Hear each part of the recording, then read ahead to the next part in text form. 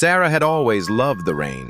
The rhythmic drumming on her window soothed her, and the smell of wet earth made her feel alive. But that night, the rain felt different. It fell harder, faster, as if something terrible was pushing it down from the sky.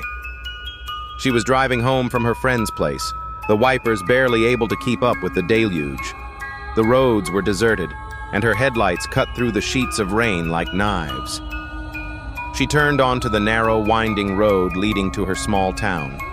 The old road was lined with dense trees, their branches like skeletal fingers clawing at the air. That's when she saw him, the man in the yellow raincoat.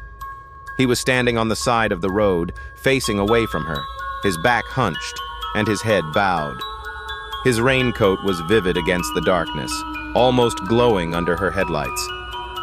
She slowed down, her heart hammering in her chest. Maybe he needs help, she thought, pulling over. But as she got closer, she saw that his feet were bare, mud-covered, and blood trickled from his ankles. The sight made her stomach churn. The man didn't move. He just stood there, his body trembling in the rain. She rolled down her window a crack and called out, "Hey, are you okay? Do you need a ride?" He slowly turned his head toward her, and Sarah's breath caught in her throat. His face, it wasn't right. His eyes were wide, bloodshot, and his mouth hung open, a twisted smile spreading across his pale, rain-slicked skin. He didn't respond, just stared at her, that grotesque smile growing wider, unnaturally so. Her instincts screamed at her to drive, but she was frozen in place.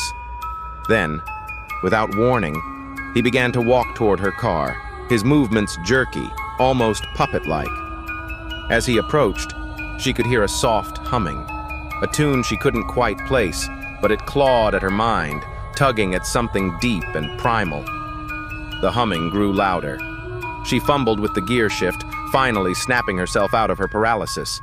The man in the yellow raincoat was now at her passenger window, his hand pressed against the glass, his fingernails long and filthy, scratching at the surface.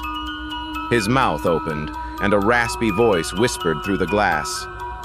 "Can you hear the rain?" Panicked, Sarah slammed her foot on the gas, the car lurching forward. She drove faster than she ever had, glancing back in the mirror.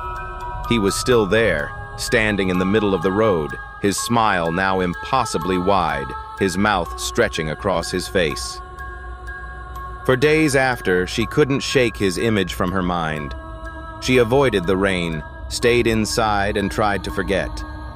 But late at night she would hear it, the soft, familiar humming outside her window, growing louder with every storm.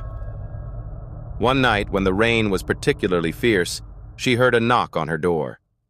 Trembling, she looked through the peephole. There was no one there. But the humming was deafening now, and then she saw it, hanging on her porch, a yellow raincoat, dripping wet. She knew he was waiting, and the rain would never stop.